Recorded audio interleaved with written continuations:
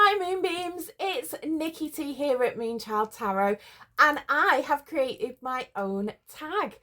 This is the Tarot I'm Scared to Buy tag.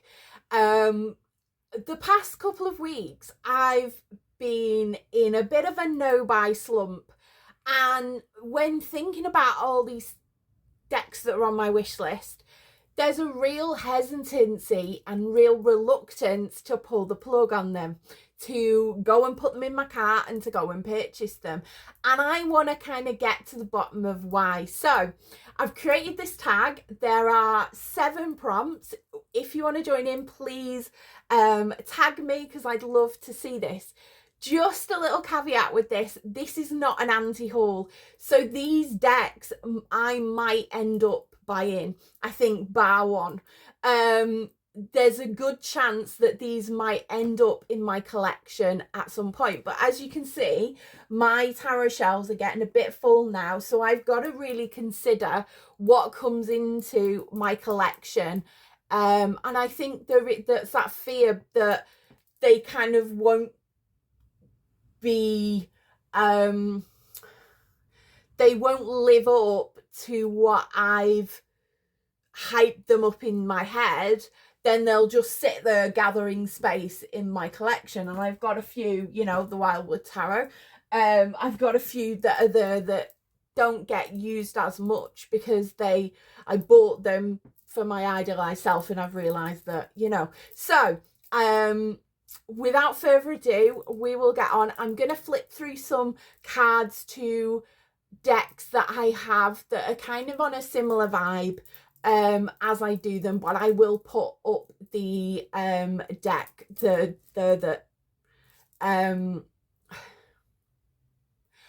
I will put up the decks that I am scared to buy. So let's get started. I am so excited to be doing this very first tag that I've created. I have put the hashtag that you can use down in the comments, and please tag me if you want to create a response. So I'm gonna, while I talk about these decks that I'm scared to buy, that I'm reluctant to buy, whatever word you want to use, I'm going to be flipping through decks that I feel like have got a similar essence with them. So the first prompt is the deck that intimidates you. So a deck that kind of you want to buy, but you're a little bit intimidated by, maybe it might be the amount of work that you need to put into it to getting to know it. You know, it's not a deck that you can just pick up and read immediately. There's gonna have to be some work with it. And for this deck, I have chose the deck that's been on my wish list for the longest time. I have chose the Dali Tarot, because I don't know what it is, but I just can't seem to put it in my basket and buy it. Now, as I'm talking about the Dali Tarot, I'm going to be flipping through the Surrealist Tarot, and this does link into the reason why I've not bought the Dali Tarot yet. Now, I love Surrealist art. In terms of my art style, I don't like super realistic. I like things that are a little bit, you know, like this. They're a little bit different, that you have to kind of, that is otherworldly. So the Dali Tarot is right up my street. However, having done a deck study with this, and the moment I'm in a month of just using this deck, pulling my 1 card a day, I've kind of come to realise that this is something that needs a lot of time and a lot of attention. You can't just immediately pick it up and read it. You could use your RWS knowledge or whatever knowledge, you know, the astrology, the Thoth, whatever. You could use that knowledge because the cards have a similar essence, but you wouldn't really be getting the full experience from it. And I think the Dali Tarot is a deck that I know is going to be a head scratcher when I pull a card. Like, it's not going to be immediately clear, as to what the message is. So there's going to be some time that I'd need to dedicate to spend with it. This deck doesn't have a very big guidebook. It's a typical Lo Scarabeo guidebook. It's a little white book. It doesn't give you a lot. So with this, I'm really having to kind of create the definitions myself and really dig into the imagery. But with the Dali Tarot, and I feel like with this Surrealist Tarot, that the fact that it's got a very small book gives a little bit of freedom. With the Dali Tarot, I know there is quite a substantial guidebook to it. And if anybody's been on my channel for a while, you know what my kind of stance is with big guidebooks. The idea is great. The idea is fantastic. The execution of it, not quite, because I am not a person that likes to really sit and read a guidebook from cover to cover. I've even struggled with the Bone, Stone and Earth Flesh. I've got through about 25 cards, and I've got a load more to do, and I've had to give that a break because I just felt so overwhelmed. You know, learning all these cards, like reading the guidebook's a lot to, you know, it's a lot to read, it's a lot to take on, and I'm already reading other tarot books and things like that. So I think, so one of the reasons why I'm very scared to buy the Dali Tarot is the big guidebook. Another reason is it's got lots of, and the symbols will be helpful in terms of astrology, but I think there's some kind of, it might get a bit confusing in terms of the astrology, because I've heard on a review that it doesn't quite follow, I don't know whether it quite follows like the RWS or whatever. I've heard a review where they were saying that the astrological associations are a bit strange or different. I don't know whether it's soft or whatever. Anyone with the Dali Tarot, please let me know in the comments. Another thing is they've said the cardstock is thin, and yes, I like thin cardstock because it's easier to shuffle. But again, if I'm spending £40 on a deck, I kind of want decent cardstock. I don't mind with this cardstock. This was £20, but if I'm going to spend £40 on a deck, I kind of want the deck to last. And I think another thing was how it fits in with the tarot as well. There's another reason to be reluctant. £40 for a mass market deck is quite a considerable amount. And why? I love surrealist art. Yes, I would love to have them and have them little pieces of art in my collection. But if I'm going to go to this over the Dali Tarot, then why am I buying it? I've already got a surrealist deck that I can use and things like that. So do I really need two surrealist decks? That's the thing. But it also intimidates me. It intimidates me because of the guidebook. It intimidates me because I love Dali's artwork, but I feel like I might get it and feel, I love Dali's artwork, but I might get it and feel disappointed with it. And that's another worry, you know, the disappointment kind of factor is a reason why I'm very reluctant to kind of put it in my cart and to purchase it. So that is the first tag, the deck that intimidates me. So the Dali Tarot is the number one deck that kind of scares me and intrigues me at the same time. So let's move on to our second prompt. The next prompt is the most hyped. So this is a deck that's been hyped in the community, that's been, you know, raved about by lots of people, that's been, people are like, this is my go-to deck, this is amazing, you won't regret it. And I'm kind of like thinking, oh, should I?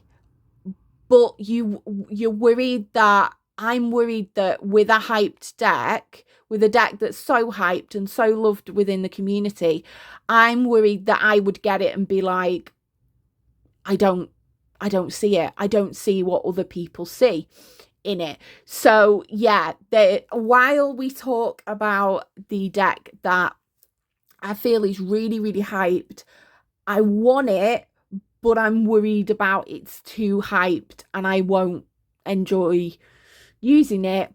While we do that, I'm gonna go through another hyped deck. This is the Vampires Tarot by Ian Daniels. This is a Spanish edition, and this was a deck that is very much loved, revered within the community, and I was desperate to buy this.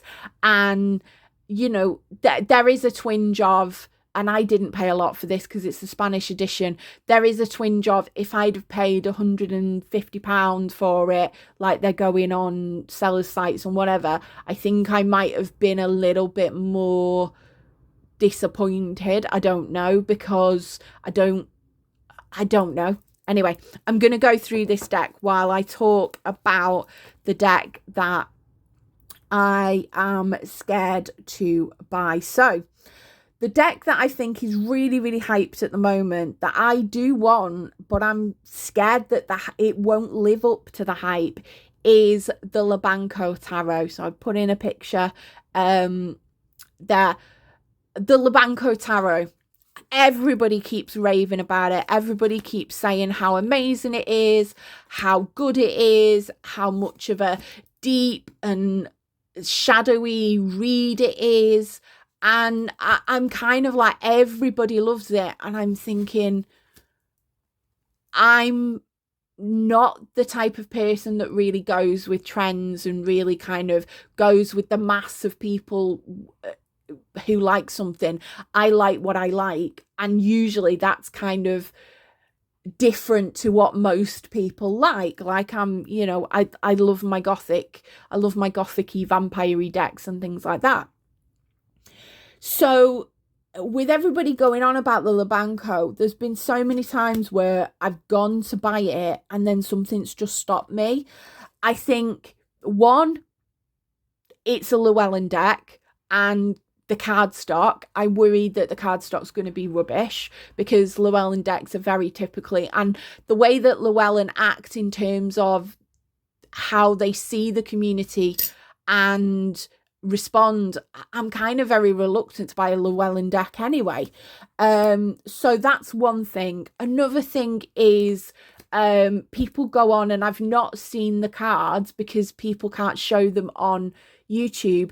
Some people go on about some of the lovers cards being, you know, very, like, not triggering, but very kind of strong imagery, and without seeing it, I don't know how I'm gonna react. I'm just worried that it's gonna really, like, one card could really put me off. And again, people are saying, oh, it's great for shadow work, it's great for going deep, it's an absolutely fantastic deck for that. I've got a lot of decks that go deep and are dark and shadowy. You know, my Murder of Crows, my Vlad goes deep. I've got lots of decks that kind of fulfill that area. Do I need this one? I mean, the artwork looks absolutely beautiful, but do I need it? I don't know. And like, if it wasn't as hyped, I might be more, it sounds very weird, if it wasn't as hyped by people, I might be more willing to give it a chance and go for it. But again, I don't need another, you know, Llewellyn flimsy cardstock thing. But it still keeps coming in my mind. It still keeps popping up. It still keeps, like, rearing its head, and I'm going, oh, what is it that's stopping me from taking that plunge and buying it? Because when I'm talking about buying these decks, I have the funds to buy these decks. There's something stopping me. There's something that just doesn't get me across the finish line. I mean, there's one tag where there is a deck that I won't buy, but that's the love to hate one, and I'll move on to that later. So yeah, so the Logistical Tarot is a deck that, it really intrigues me, but I think it's been so hyped that I'm worried that it'll let me down. It's a bit like when I went to see Deadpool and Wolverine. I'd watched so many videos about that film, so many teas, so many kind of leaks and things like that. I'd got to the film, watched the film, and I was like, it's not as good as Deadpool 1 or Deadpool 2. And I felt a little bit let down by it.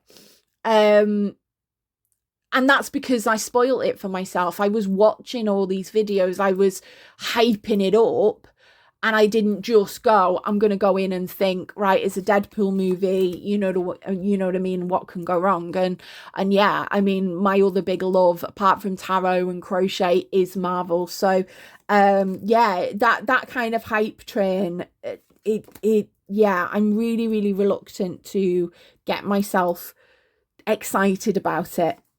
So yeah, so the Labanco Tarot is a tarot that I feel is really hyped, and that is making me reluctant to kind of pull the trigger on it and pop it in my cart. The third tag is a deck that's not my usual style, but I'm vibing with it. I kind of really like it. It's drawing me in, and I keep thinking about that deck, even though it's not my traditional kind of go-to style of usually kind of dark vampire, you know, or kind of painterly, watercolory kind of decks. It's very hard to describe my style.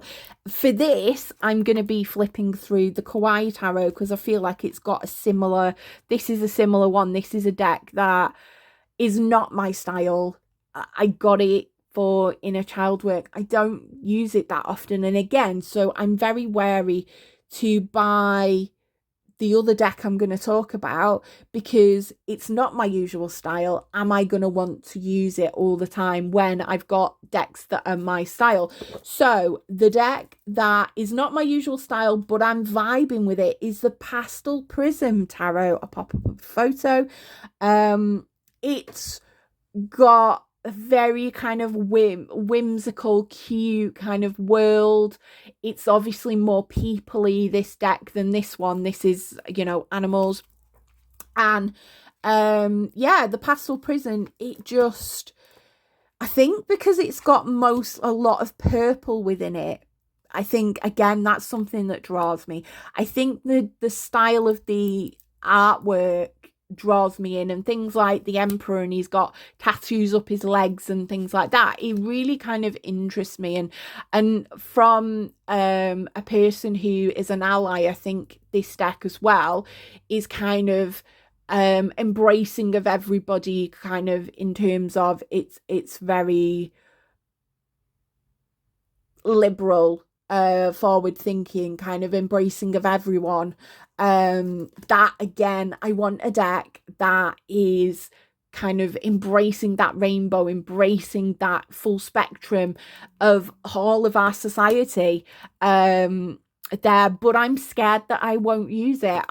It would be a really good one to use with client readings because it's very accessible in terms of the imagery and things like that. It's very easy to kind of digest for somebody who, a bit like this one, this is easy, you know, and cute to digest. It's not very threatening, so that's a reason to kind of put it in the cart.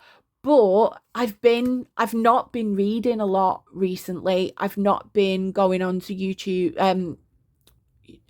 I've not been going on to TikTok and doing reads on TikTok. I've a lot, you know, my opportunity to read for other people is kind of diminished at the moment. And so buying a deck that I can use with other people, I've got lots of decks that I can use with you know, the mass kind of people readings and stuff. I've got decks that I can use when I do fairs and things like that. Do I really need another deck that's, again, going to sit and maybe not be used, but just be pretty pictures that I kind of look at occasionally? I was fully intending to use this, and I probably will, coming into spring and summer, I probably will get this out for a monthly kind of read, because I do feel like it does need a little bit more love. And I've kind of thought as well, I don't have a lot of spring inspired deck. So maybe the pastel prism tarot might be kind of more in that spring kind of jovial vibe, although today it's absolutely tipping it down. We had a lovely week last week where we had sunshine. It was beautiful. I could put my washing out. Yesterday was not too bad. The morning I spent gardening. By the afternoon, it got really, really cold and really, really dismal. And today it's raining, and it's going to rain all week. So I'm not really in the spring-like mood. But yeah, I have kind of decks that are that spring vibe. Well, I've got this one.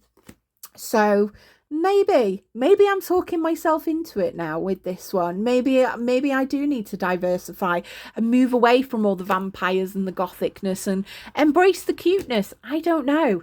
Let me know if you've got that tarot. Let me know if you like it in the comments. So yeah, so a deck that's not my usual style, but I'm vibing, is the Pastel Prisms Tarot. Again, I'll pop a picture up. I don't know. I don't use this one a lot, so I don't know whether I'll be inclined to use the Pastel Prism. I don't know. I can't make a decision at the moment. Indecisiveness is strong with Nikki at the moment. So let's move on. The next tag is the Logistical Nightmare. So this is a deck where the logistics of buying the deck is preventing you from purchasing it. So it's maybe the Kickstarter's not, the Kickstarter's finished and you can't kind of buy it, or you have to wait for the next Kickstarter. Shipping and taxes and things might be preventing you from buying a deck because it's from overseas and it's going to take a long time to get. While I talk about my logistical nightmare choice of a deck that I do really, really want, I do love this, I do really, really want this deck, but it's kind of stopping me in terms of like shipping, taxes, things like that. While I go through that, I'm going to go through my Raven's Dream Tarot, because this deck, this was a logistical nightmare for me to get. It was a struggle. I'd bought it for Christmas, and it was meant to be coming out January. I didn't get it till quite a bit after. I had to do a lot of chasing, like messages back and forth and things like that. So it kind of slightly put me off from getting decks from overseas. Interestingly enough, it's on the 10 of Swords as I'm talking about this. So the deck that I do really, really, really want, anybody who knows my channel knows my love of crows, knows my love of MJ Cullinane. It's the Coastal Crow deck. I really, really want it. But again, my head is like, you've got so many crow decks anyway. You've got MJ's artwork already with this. Why do you need another crow deck? Why do you need another MJ Cullinane deck? That is going to be, buying the deck, it's going to be nearly as much in the shipping as it is with to buy the deck. And again, it takes time, things like that. This, it wasn't an easy experience buying this deck and the Urban Crow, and that couldn't be helped. There were things that were happening, but again, these things are not in my control. This is government making the decisions that, shipping and taxes is going to be absolutely astronomical through the roof. And I know people are saying, there are better things to get angry about than the price of shipping and taxes, but this is a government's decision to make these shipping and taxes so high and to cut off business and things like that. It's linked to the politics of it. So I want the Coastal Crow. I really, really do. But I'm reluctant to I'm just reluctant to get it.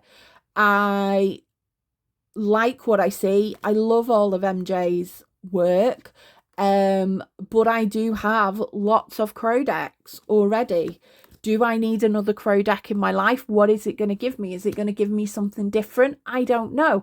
Am I willing to spend nearly the price of the deck in, it irks me. I don't mind spending a lot of money on a deck. I'm fine with that. It irks me that money is not going to the creator. It's going to big corporations that are shipping the deck over. It's going to taxes that are going to certain governments, things like that. That's what irks me about pulling the plug and buying the Coastal Crow. I bought the Rainbow Spectrum Trionfi della Luna, and I bought a dinged box.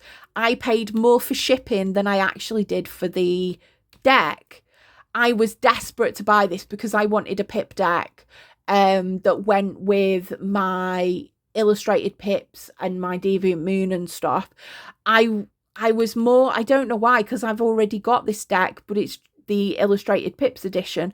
I don't know why I was more, I think because it was a dinged box, and I was like, well, it's probably the same amount as it would be in buying it outright. And actually, it's not dinged at all. It's an absolutely perfect specimen of a box. I don't know. I think mentally, the fact that it costs the same amount as the normal box, it was just, getting a cheaper deal because it was dinged, it made it a bit more easy. I think with this one, with the Coastal Crow I know is smaller. I think the cardstock is better. This is quite thin cardstock, but I think it's held up well over the year. It's got a kind of good core to it. But yeah, I don't know what it is. It's not got a box. Now, boxes are not the be all and end all. It has got a beautiful bag. I wouldn't need to get a bag and things like that. I don't know. I think again as well, another crow deck. How many crow decks can somebody have? How many? A voice in my head's just gone, not enough. So yeah, possibly I will buy it in the future. Probably I will do, but I don't know at the moment. I'm just a little bit reluctant to do it. I have this is my treasured possession, and again, when I've only bought 2 kind of what would consider, or 3 indie decks. I don't buy indie decks because I feel like the amount of money I've paid for it, I struggle then using it, if you know what I mean. If I've had one of these cards dinged and it really kind of gut me at the core, because I'm like, oh, one of the cards is kind of ruined in inverted commas. And I felt bad because I paid a hell of a lot of money to get this deck.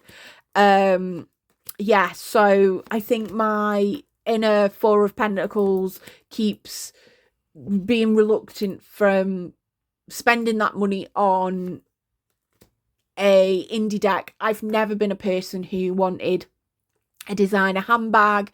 I didn't want to pay the money for it because I didn't, and if I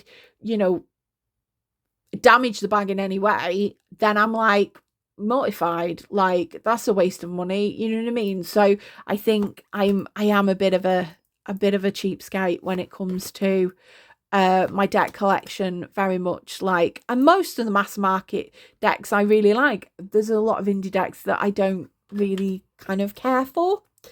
I'm more the mass market demographic, maybe. Yeah, so this logistical nightmare would be the Coastal Crow deck. The next prompt is a deck that you want, but you already have something very similar in your collection. Now for this, I'm going to go for an oracle, and I'm going to go for the Earth and Bone Oracle. This deck's been on my wish list since I kind of started collecting tarot again. And yeah, it's been a while. However, now I got gifted for Mother's Day the Shadow Darkness Oracle, which is by the same creator. My son picked this out. If you see, you can probably tell that he's got a kind of bit of a darker aesthetic, a bit like me. So with this, this is the first time flipping through it. With this, it's kind of shadowier, it's darker, it's Syrian shadows artwork. I just don't know whether I need another deck. I don't know whether the Earth and Bone would give a different kind of vibe. I think it's possibly, yes, the Earth and Bone is a bit lighter so that you could, it's more accessible with reading for other people. But I think this is definitely going to be working with some shadow work when I kind of feel like I'm in the mood to do it. At the moment, it's not. I love the artwork. I think it is really, really beautiful. Yeah, I love the artwork. I love the kind of complexity of it. Where it does look simple, but then when you look underneath, it's layered. I do like this. And do I need another deck that's very, very similar to this in my collection? You know what I mean? Again, it takes up room. I only have a small amount of space to keep these decks. Do I need another deck? I mean, I think this is a lot darker than the Earth and Bone, but I have decks that are kind of a little bit more light and dark, with things like the Deep, Dark and Dangerous Oracle. I have decks that would fulfill, I think, the purpose of the Earth and Bone Oracle. If you've got the Earth and Bone Oracle, let me know in the comments like how you use it, what kind of vibe it has, and things like that. And it's a very affordable deck, and that's the reason why it's still on my wish list. It's a very, very affordable price. It can be picked up relatively kind of easily, which is a good thing with rock pool decks. But again, it's space. It's taking up space in my already kind of near enough full tarot area. I would have to put some decks back in their boxes and put them away and things like that. It's just, yeah. So while I have this, I don't know whether I will be getting the Earth and Bone. If you've got both, let me know if you use them kind of differently. And that. So this is the Shadow of Darkness Oracle by Syrian Shadow. I do love, this is kind of my vibe here. I know some people might say it's very, very dark, but I see the beauty in the darkness, and that's why I have a lot of decks that are kind of in this similar vein. So yeah, I don't want to repeat myself. So at the moment, the Earth and Bone is on hold, but never say never. As I said, this is not an anti-haul video, apart from the next prompt, but I might end up purchasing these decks in the near future. So the next tag is a deck that I love to hate.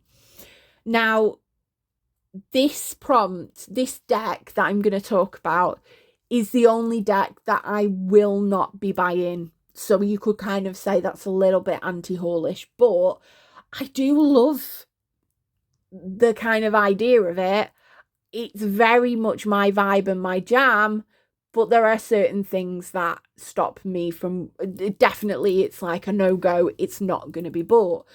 And while I talk about it, I'm going to be flipping through the Fairy Oracle. Now, this was a deck that I said definitely goes in my cart straight away. It was bought straight away. The minute I found out that there was a Fairies Oracle, I bought this. It was a no-brainer, and I happened to get it secondhand at a really, really cheap, reasonable price. So it was a no-brainer there. I have taken some cards out because some of them are a bit YouTube doesn't like them, if I'm going to put it that way. So I've taken them out. But the deck that I love to hate is the Grim Tales Tarot. Again, it's another Llewellyn tarot. It's not because it's Llewellyn. On paper, the Grim Tales Tarot would be a deck for me. It's dark, it's got the kind of that darker, creepy aesthetic. It's kind of got nods to lots of things like The Wizard of Oz, Alice in Wonderland, like the Tim Burton as well, Tim Burton-esque kind of things within it, which on first glance would be, oh, yeah, that's great. I do like all of these kind of films, TV shows, things like Wednesday, stuff like that. The reason I hate it, the reason why I won't buy it, is because of their dealings with AI. And it's not even because, I mean, I won't knowingly buy a deck that's AI. I've been reading articles about AI taking, jobs of people and things like that, in the tech industry, everything. I know AI is here to kind of stay, but I don't want to mix my art with AI. I just think there is passion and creativity in creating it yourself. And it's not so much that the person used AI for it or started out with AI. It's because it wasn't disclosed, or it wasn't kind of, they started using it, and then Llewellyn has kind of gone, oh, well, you know what I mean? There was such a debate and a grey area about it, and there was back and forth about it and things like that. Is it or isn't? I mean, when I look at the deck, it's quite obviously that AI feel, and I just get drawn a blank with it. The artwork is beautiful, but because it's got that kind of AI been put over it, even decks where people have drawn it and then put it through an AI program, it just does something. It does something to it that just strips for me, it strips the energy, it strips the passion out of it. It kind of makes it almost too perfect. It's a bit like filters, and it's a bit like that. It saps the soul out of it. And another, they said, oh, it's inspired by the Grimm Tales. However, there's no nods to any of the Grimm Tales in any of the cards, or from what I've looked at. Like, why not do a Red Riding Hood card? Why not do, cards? Why not do the fairy tales that Grimm actually wrote and do that? Why use pop culture references like your Alice in Wonderland, your Wizard of Oz, your Edward Scissorhands, your Wednesday? Why use all of these like references to TV shows and things like, yes, that may have been influenced by Grimm Tales, possibly, yes, but why not actually use the Grimm Tales? My personal opinion is they use things like Alice in Wonderland, the Wizard of Oz, the Tim Burton stuff as a cash grab, as people will go, oh, it's a Wednesday card, I need to buy that deck. Oh, it's Edward Scissorhands, I love that film, I need to buy that deck. It just seems a bit you know what I mean? I just struggle with the intention. And I think I'm neurodivergent, so I see things very literally. I will, if you're literally saying it's a Grim Tales deck, it's got to link then to Grim. It's got to link somewhere to the Grim Tales. You know what I mean? Like, yeah. And I really, really struggle with that because it does look, the ideas behind the cards and the cards do look beautiful. It is, you know, if somebody had drawn that, even if it was blooming stick figures, I'd have probably bought it. If somebody had like taken those ideas maybe and drawn it again and put the odd occasional Red Riding Hood card in, although Red Riding Hood is, yeah, the Grimm wrote Red Riding Hood, but it's not originated Snow White. Some, you know, links to actual Grimm fairy tales there, because the Grimm tales were dark, they were horrible, you know, they were creepy. But why are we putting pop culture references in there? And again, this winds me into the fact that I probably will not buy any more pop culture decks, because again, I feel like pop culture decks are just there as a money grab, as we'll take your money because you're like, I've got the Marvel tarot, I never use it, I never read with it, I'm a Marvel fan. I was like, take my money now. But I'm disappointed with it because they've just slapped a character on a card. They've not thought about, you know, it's not really done by a Marvel fan who maybe is into tarot, you know. Whereas this deck, you can tell this deck is a labor of love. Like the artist, she talks through her when she was trying to come up with the cards and things like that. The artist talks about that. There's so much detail, there's so much history, there's so much love been put into this.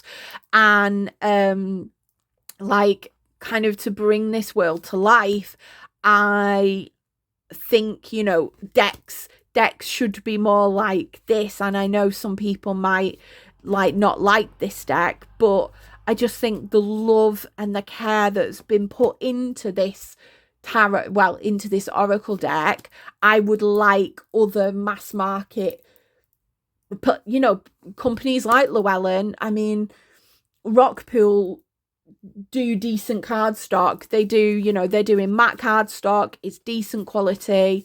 They're doing, you know, really good, you know, sturdy boxes, things like that, decent guidebook. Yeah, like some of these companies, you think, well, maybe are you just doing it as a cash grab, or are you doing it to kind of, because again, I heard this on somebody else's channel, a lot of these decks that are created mass market are not created for the tarot community in terms of the YouTube community. They're created for the mass market. They're created for Joe Blogs, who has a couple of tarot decks, and you know, there's hundreds of tarot decks, so what makes it different? And I think, yeah, I kind of, tarot decks and tarot collecting is the you know, the mass market publishers and stuff like that, they're churning out so many of these decks.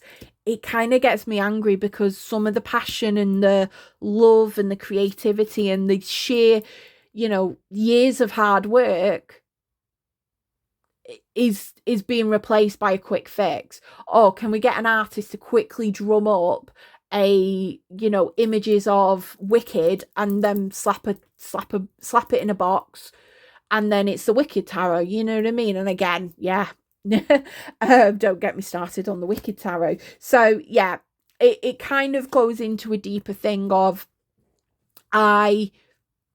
if you like AI, all fair play to you. I just cannot do it. I just cannot. My strong sense of justice, my kind of neurodivergent tingle can't really sit with a deck that's either created because it's just trying to grab as much money as possible, and it's not done for artistic love and commitment and whatever. And also it's replacing people's like careers and livelihoods. Like tarot artists spend years creating decks, when a deck can be created within a week on AI or whatever. Yeah, it doesn't sit right with me. But we'll move on. We're going to move on to the last section of the prompts. So for the last prompt in this tag is a deck that you worried might disappoint you, might not live up to what you were thinking it would be in your collection. And I'm going to flip through the horror tarot while I do it. So I've got quite a few on this list. So I've got quite a few decks where I'm reluctant to pull the plug on it, and reluctant to buy and purchase it, because I'm worried that I've almost hyped it up in my own head, not been hyped by other people. So it's different to prompt number 2. This is a deck that I've hyped up within myself. I've got a tarot deck, I've got an oracle deck, and I've got a system for this. So the first one is a tarot. And as you know, I like dark and spooky. That's my kind of cup of tea. And I've been looking at the Dark Mansion Tarot for a very long time. So very long time. And again, I think logistics play a part with this, because logistically it's going to take more time to get over. Again, this indie conundrum, it's more expensive. What if I damage one of the cards?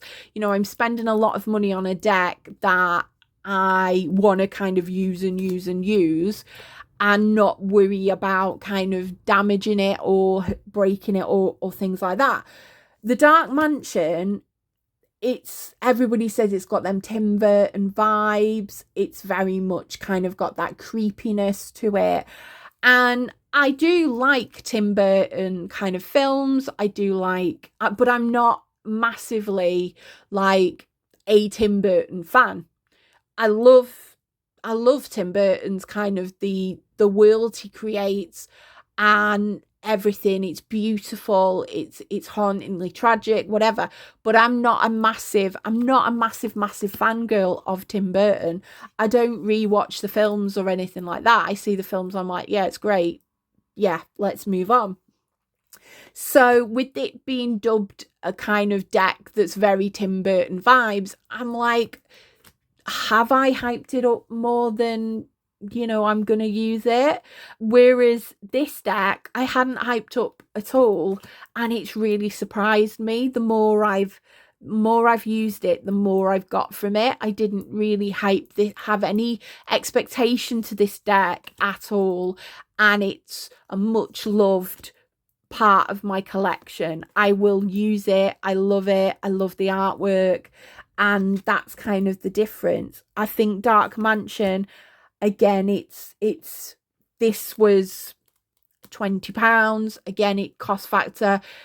Can I really put twice as much in and then be happy and satisfied? I don't know. So the Dark Mansion is one that I've always looked at, and but I'm scared that it's going to not live up to what I've built it up myself in my head. I would think if I'm paying a lot for a deck, I want to be wanting to use it all the time. Like my Raven's Dream, I could reach for that and I could use that all the time. I'm very happy with that deck. I love it. It's beautiful. It is a bit big, but I use it, I'm drawn to it and I use it quite often.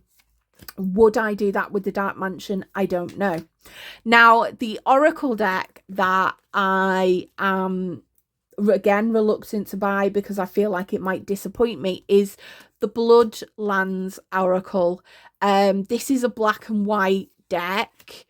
It's all based within the landscape. So it's all no humans, no animals. It's all based within the landscape. It looks absolutely beautiful, absolutely stunning. It's very much up my alley because it's black and white. As I said, my mind's eye, my imagination is in black and white. So it's very much, it fits into that kind of aesthetic. I love that it's kind of linking in with nature. It's connecting in, things like that. I'm worried that, again, I'm going to have to be a slave to the guidebook with it and like learn with the guidebook. But then I'm not going to get everything that I want out of it. I wanted it to be kind of a little bit of a hermit deck. Like, it gives you that inner wisdom. It gives you that inner knowing. And I'm worried that it's not going to give me the inner wisdom and the inner knowing. It's not going to feed into that kind of, feed into the land, feed into the ancestors, kind of feed into that wisdom. And I think, again, I bought the Wildwood deck with a similar wanting to kind of connecting with the land and connecting with my like ancestor and kind of connecting with that inner wisdom of the world and the land and everything. And I'm just worried it's not going to deliver, that it's going to kind of leave me cold. Now, the last, so that was the Bloodlands. Oh, I've just realised half of these have been upside down. I don't know how long I've been showing you upside down cards. The last one on my might disappoint me is a system. So I've been looking at Lenormand cards for about a year. I keep seeing Lenormand and I keep going, ooh, that'd be a different system. It's, you know, it's, I've seen it's very good for practical, like everyday stuff, everyday reading. I've been seeing it on the mass market video with the mass market decks, and I just can't seem to find a Lenormand deck that is my style. Maybe the Shadowlands Lenormand, but again, the Shadowlands, excuse me, just knock the phone out of the way. The Shadowlands Lenormand, as well as the Shadowlands Tarot, there's something about the artwork that just doesn't make me wanna, like, it doesn't. Again, it's in this grey area of I'm not quite sure I'm gonna like it, therefore why should I spend the money? And maybe I do get the Lenormand, and then maybe if I like that, get the tarot. But again, Lenormand, the reason I'm reluctant to buy a Lenormand, I feel like I might buy it, then I'll be disappointed with, you know, what it gives me. I'd be, you know, it's a system I'd have to learn. So again, I'd have to learn a new system. I am quite time poor in terms of my brain can only take in so much information a day. I have to spread out my learning. I get very overwhelmed very easily. And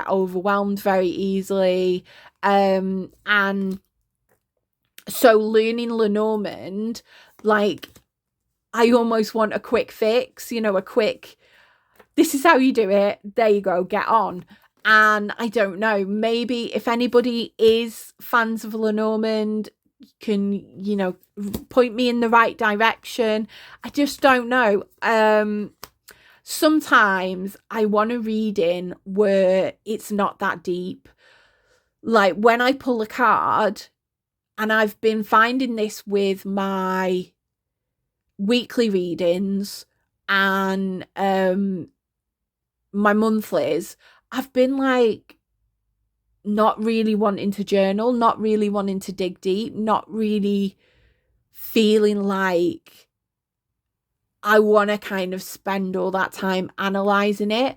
So maybe a Lenormand might be a bit better to kind of say how my week's going to go in a very, very quick format, with not having to dig deep and not having to spend that time journaling. I'm really struggling with journaling at the moment, and I'll talk about that in my March roundup and April picks video. I am kind of struggling with reading at the moment for myself and having that reflective journaling thing at the moment. I don't know why I've got a bit of tarot block, but I don't know whether Lenormand would make it worse or would make it better. I'm not sure. So yeah, so that is a tarot deck, the Dark Mansion Tarot, the Bloodlands Oracle, and a full system, the Lenormand, that I worry that's going to disappoint me. It's not going to give me what I kind of envisioned and what I wanted out of it. So, and this was the Horror Tarot that I'm flipping through.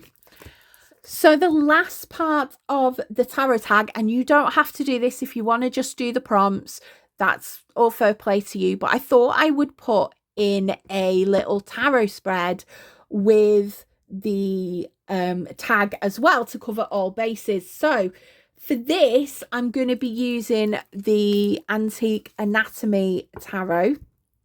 And the first, I've got 3 questions. So these are all about my kind of purchasing, your purchasing style. You know, how do you approach buying decks? So the first question is, how do I approach purchasing decks? What are my strengths when buying decks? And what challenges do I need to work through when I'm deck buying? So let's quickly give the Antique Anatomy a shuffle. And so, how do I approach, can I summarize, how do I approach purchasing tarot decks? How do I approach purchasing tarot decks? The Knight of Wands. We've got the Knight of Wands. So, Knight of Wands. How do I approach purchasing tarot decks? Knight of Wands, forward moving, you know, poking and kind of being reactionary, moving forward. I kind of, this is a bit strange. Like, we've got the orange kind of passionate yellow flowers there. You know, we've got the rod going straight through. I mean, it's going straight through to where the brain would be. So maybe it's like charging forward, but, you know, charging forward with what I want, kind of almost being a little bit narrow-minded in terms of, I'm going to charge forward with what I want and not think of anything outside. Like the Knight of Wands is act first, ask questions later. And it might be that it's kind of, I'm very rigid in, I know what I like and I know what I want and I will go forward with that. I was quite surprised by this one. Yeah. If I know, you know, if it's an Anatorian deck, I'm going straight Knight of Wands. I'm going straight in and I'm buying it. Again, I wouldn't hesitate buying an MJ Cullinane deck that is mass market. Apart from, there's a few that are not. Like, I'm looking at the Wise Dogs at the moment, actually wanting to get that. Like, if she released a Crow deck mass market, I would be straight in there. So I do have a little bit with certain decks that I will charge forward and go and buy. But I am mindful of what I like and what I want, and I can be kind of very blunt with that and very kind of straightforward. You know, wands are a blunt instrument. I can be very kind of not seeing all the different facets. Like a sword, you know, has got lots of different facets to it. A wand is a wand, you know, a wand is a blunt instrument. It's kind of the same kind of throughout, if you get what I mean. So yeah, the Knight of Wands there for my deck purchasing style. So what are my strengths when buying a deck? What are my strengths when? Now, I had to shuffle off camera with that because it wasn't cooperating. The next question was, what are your strengths when buying a deck? Now, I've got the Queen of Cups here, and I feel like there's a little bit of a blockage with this because it did come out in reverse, that I think the Queen of Cups is emotional, it's caring, it's kind of they're calm, they're kind of all loving, all nurturing, emotionally invested. I feel like almost it is reversed, that one of my strengths is maybe I'm not emotionally invested in the purchases of some of these decks. Or maybe I am emotionally invested, and that's what's stopping me from buying them. Maybe I am too caring of the space in my collection. I am mindful that I've got no room. I would have to get a new bookcase, I would have to rearrange things, whatever. And I think maybe there's some kind of, emotional baggage that maybe is the strength that stops me buying decks. Like I don't want to have too many decks because I feel like I will be overwhelmed. So maybe with it being feeling like a blockage, it might be that I don't buy lots of decks because it will emotionally overwhelm me. I will feel guilty. I will feel bad. I will feel kind of like I'm not getting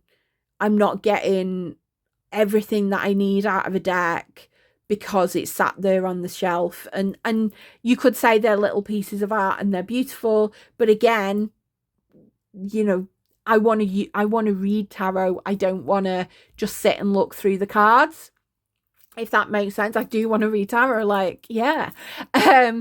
So my strength, yeah, Queen of Cups, interesting. That emotional calmness, that emotional restraint there can be a strength, but it can also be a weakness. It can also like hold us back. We've got cups and we've got wands, we've got fire and we've got water. That can also be like alchemy, and but they're also very opposing elements there. Now the last question is, what challenges do I need to work through when buying my decks? What challenges do I need to work through when buying my decks? What challenges? Oh, I'm gonna take that one and I'm gonna take that one because they were the ones that were shown. We've got the 5 of Swords and we've got the World. So the challenge is having that sense of 5s are all about kind of change, challenge, struggle, and Swords being intellect. So there is a struggle in the mind. I don't think this is a struggle with anybody else. I think I can kind of veer between victor and victim in my head at any given time. I can kind of flip-flop between I'm doing great because I've got like a curated tarot deck collection, but on then the other hand I'm going, oh, but I haven't got all the shiny things and things like that. I do tend to kind of have that like flip between the two, and it is a quandary. I am very much like, if I have too many tarot decks and too much space, I'm going to feel guilty. If I don't have, these tarot decks, which I feel like will speak to my soul, I'm then messed up as well. There's a real conundrum in my head. And yeah, that is a challenge. Like seeing myself as I'm curating my tarot deck rather than I'm just buying what I think I like and hoping it sticks. There's a real kind of conundrum between the two, and it's getting myself comfortable with it's a curated collection rather than a huge collection, if that makes sense. And then we've got a challenge in the world. Like, I feel like this is almost a karmic, not a karmic lesson, but I think this is a repeated pattern that I do have, where I do get obsessed with something very, very quickly. I spend all my time on it. I spend my energy. I spend my money. and then I get bored and move to something else. It is a bit of a cycle. It is a bit of a loop that I get myself in. We were joking that every 2 years I change up my hobby. Tarot is always going to be here. I do feel like tarot is always going to be here. And in order to keep that fresh, I've got to accept that other hobbies might come in, and like crochet at the moment takes some of my time up, and then the tarot can come back later, and I will come back to it. I've got to hope that I come back to it, because the amount of time, energy and effort that I've put into it, I don't want to get to a point where I've completely shut it off. I was an ex-drama teacher, and drama was my life from the age of 10 till when I left teaching.